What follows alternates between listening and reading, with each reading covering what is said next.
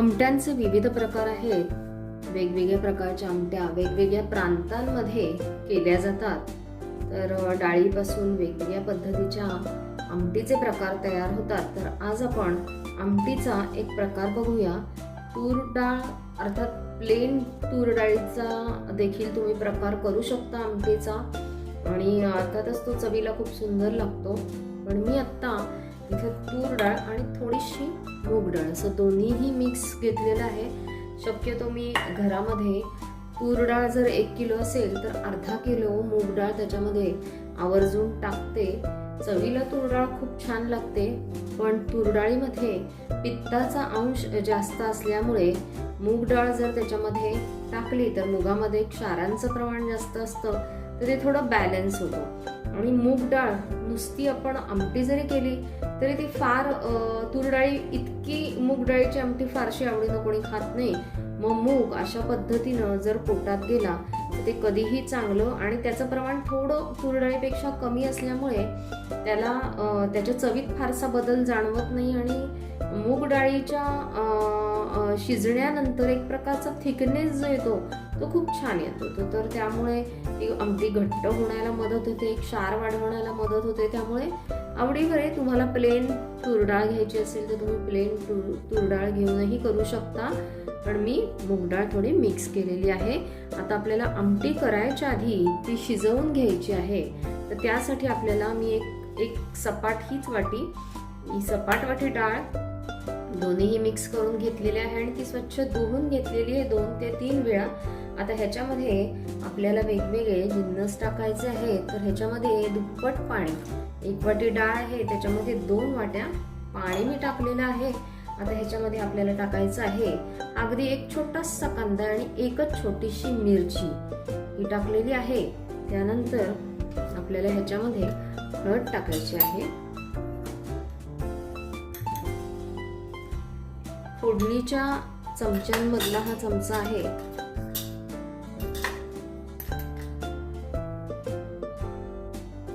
पाऊण चमचा हिंग टाकलेला आहे. अगदी किंचित चवी प्रमाणे फक्त थोडंसं जिरं टाकलेलं आहे.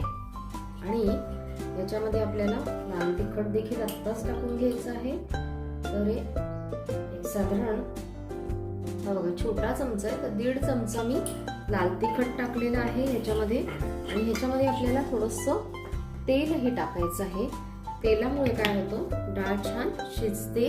अगदी थोडं चमचा छोटासा थोडं तेल टाकलेलं आहे. तर आता आपण डांब्यासोबत ही आमटी करणार आहोत. डांबे कोकणामध्ये डांबे म्हटलं जातं, इतर ठिकाणी शेवग्याच्या शेंगा म्हटलं जातं. तर आपल्याला शेवग्याच्या शेंगा टाकून ही आमटी करायची आहे. तर शेवग्याच्या शेंगा आहेत या काही मी कुकरला लावणार नाहीये, माझ्याकडे जो स्टीमर आहे त्याच्याकडे लावणार आहे. कारण काय होतं, कुकरला डाळीसोबत जर आपण शेवगा लावला तर शेवगा प्रमाणाच्या बाहेर शिजतो आणि तो फुटतो, आणि मग त्याची जी गंमत आहे ती सगळी निघून जाते. कारण की तो आमटीत टाकल्यानंतर तसाच अखंड राहणं गरजेचं. त्याचा अगदीच गोळा झाला तर तो खाता येणं कठीण होऊन बसतं. म्हणून हा शेवगा आपण जर कुकरला लावायचा तर लावू शकतो, पण सेपरेट लावला मग 1 किंवा 2च शिट्ट्यांमध्ये आपण तो करून घेऊ शकतो. तर शेवगा उकडायला लावायच्या वेळेला त्याच्यामध्ये थोडासा आपण गूळ टाकलेला आहे. गुळासोबतच थोडीशी हळद आणि थोडंसं अगदी पाव चमचा हिंग टाकलेला आहे. आणि आता आपल्याला काय करायचंय, हा शेवगा स्टीमरला उकडायला लावायचा आहे आणि ही डाळ कुकरमध्ये उकडायला लावायची आहे. डाळ मी 3 शिट्ट्या घेऊन त्याच्यानंतर 2 ते 3 मिनिटं बारीक गॅसवर ठेवते, त्यामुळे ती डाळ खूपच छान शिजते. तर आपण ती आता कुकरला लावून घेऊया.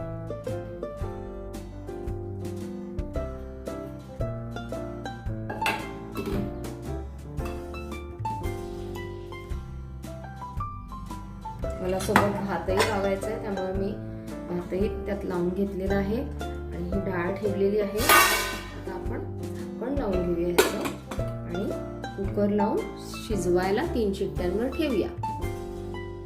चला तर मंडळींनो, आता आपली डाळ जी आहे ती शिजलेली आहे. 3 शिट्ट्या घेतल्यानंतर 2 ते 3 मिनिटासाठी गॅस बारीक करून कुकर मी तसाच ठेवला आहे, त्यामुळे डाळ खूप छान शिजते.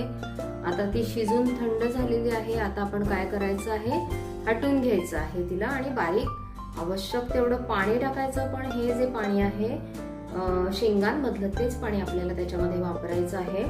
आणि आपल्याला लागणार आहे त्यासाठीचं साहित्य म्हणजे फोडणीचे मसाले. ते मी फोडणी टाकतानाच दाखवेल. पण इतर मसाल्यांमध्ये लसूण आहे, 7 ते 8 पाकळ्या लसूणच्या ठेचून घेतलेल्या आहेत. इथे मध्ये जे आहे ते डेसिकेटेड कोकोनट आहे. हे आवडीवर आहे, तुम्ही हे कुठल्याही प्रकारचं खोबरं टाकू शकता. ओलं खोबरं, साधं सुकं घरगुती खोबरं किंवा डेसिकेटेड कोकोनट आवडत असेल तर टाका, नसेल आवडत तर नाही टाकलं तरी सुद्धा चालेल. आणि हे जे आपण घेतलेलं आहे ते नेहमी मी तुम्हाला म्हणते की चिंच गुळाची चटणी मी नेहमीच करून ठेवते.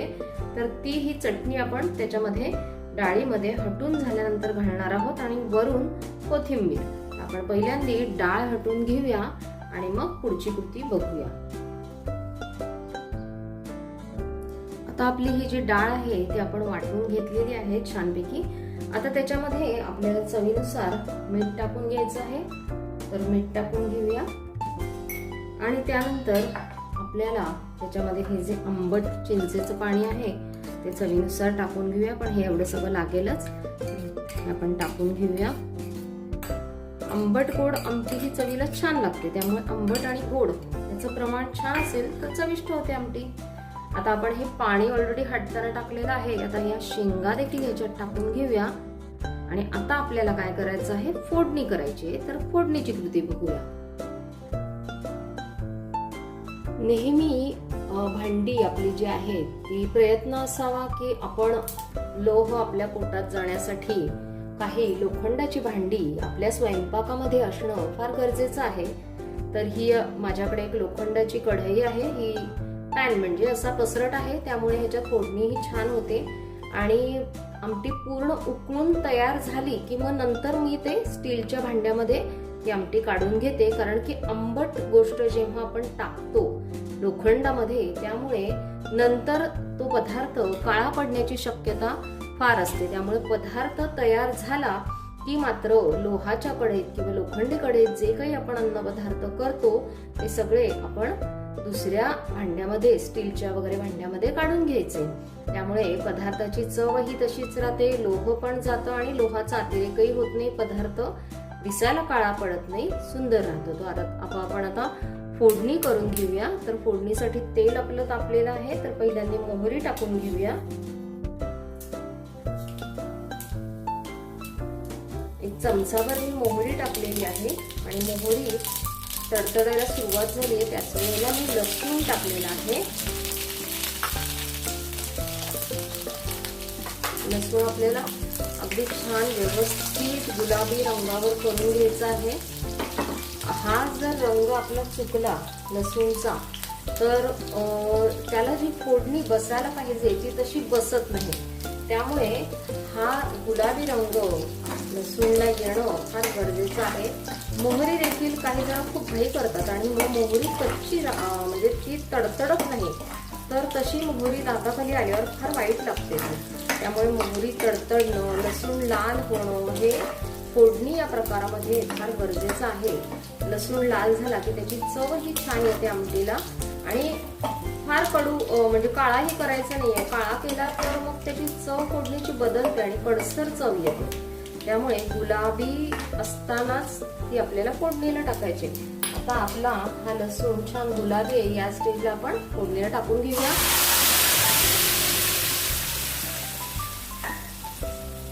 आता आपल्याला ह्याच्यामध्ये पाणी टाकायला लागणार आहे. तर आवश्यक तेवढं पाणी देखील आपण टाकून घेऊया. आपल्याला जेवढं घट्ट आवडतंय किंवा पातळ आवडतंय त्यानुसार आपण हे पाणी टाकून घ्यायचं आहे. आणि आता ह्याला आपल्याला छान उकळी आणायची आहे.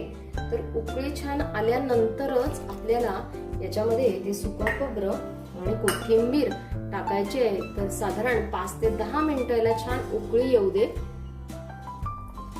पहा, अशा पद्धतीनं आमटीला छान उकळी येऊ द्यायची. उकळी आल्याने काय होतं, ते सगळी डाळ, पाणी, मसाले सगळे एकजीव होतात आता आपण थोडं बारीक करूया गॅस. हा फेस येणं ही एक छान चांगली खूण आहे, पदार्थ चांगली झाल्याची किंवा फोडणी चांगली बसण्याची. फेस येणं ही खूण आहे आणि ही खूण आली म्हणजे पदार्थ उत्तम झाल्याची लक्षणं आहे हे समजून जावं. तर आता आपल्याला काय टाकायचं आहे, तर खोबरं टाकायचं आहे आणि कोथिंबीर टाकायची आहे. आता मला मी थोडीशी चाकून बघितली तेव्हा थोडं आंबट आणि गोड कमी वाटलं म्हणून मी पुन्हा थोडीशी ही चटणी आहे ती टाकते. जर तुमच्याकडे चिंच गुळाची चटणी नसेल तर तुम्ही चिंच आणि गुळ हे एकत्र वाटीमध्ये घेऊन ते छान त्याचं गर काढून तुम्ही तो कोळ टाकू शकता. आणि हे अगदी अशा लास्ट स्टेजला टाकलं तरी चालतं, काहीही फरक पडत नाही. तर अशा पद्धतीनं ही तुरीची आमटी तयार झालेली आहे. आपण आता छान ती बाउलमध्ये काढून घेऊया. छान आमटी बाउलमध्ये काढून घेतलेली आहे, तुम्ही पाहू शकता. तर कशी वाटते ही आमटीची रेसिपी मला नक्की सांगा. करून पहा, चाखून पहा. आंबट गोड तुरीची डांबे घातलेली किंवा शेवग्याच्या शेंगा घातलेली छानशी आमटी करून पहा. धन्यवाद.